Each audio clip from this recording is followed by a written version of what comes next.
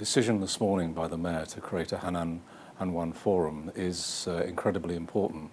because it represents the first step of moving from Dayang as a disaster to a way of actually creating an influence on the world,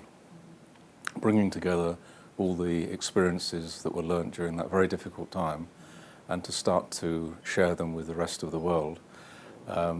through firstly the forum and then to create legs into training expertise, to bringing resources and emergency materials, many of which are produced in China anyway, and making them available to the rest of the world. I think it's the first step really in terms of an exchange of ideas from and centres of excellence and best practice around the world, where we can actually really operate as a global village, a global community, recognising the needs of humanity in difficult times and also making sure that we avoid as many disasters as possible, because we face a period in the Earth's history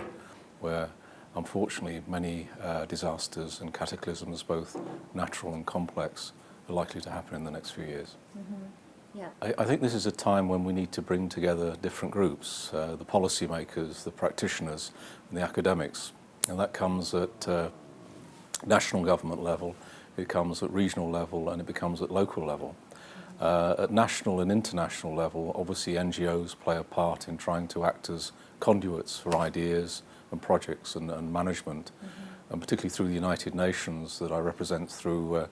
the Circle Mondial de Consensus for self-sustaining people, organisations and communities. We're trying to act as a conduit for exactly those ideas and through demonstration projects prove that there's a better way. And at the voluntary organisations, there are Lions and Rotary and so forth, and many voluntary organisations and the Scouts and so on that work with people in business, in professions, young people. It's very important to try and energise these groups at the grassroots to affect change. We believe that there is a possible momentum for change, and if you create a movement from the grassroots and also from central government, national government and pan-national government, it's possible to really make a change in the world in the timescales that are needed. I think the first step is to physically create the Hanwan Forum with a secretariat and a thought leadership team which actually brings together the latest thinking from around the world, and then to develop Hanwan as a training centre where we can again crystallise that expertise that can be then transferred to other people, and also bring together the suppliers of emergency materials which are already in emergency boxes supplied around the world through the Rotary organisation, and finally to actually create demonstration projects to prove what can be done. I mean, clearly Rotarians have been operating in disasters for the last 100 years, but have never really told anybody what they did. It's now time to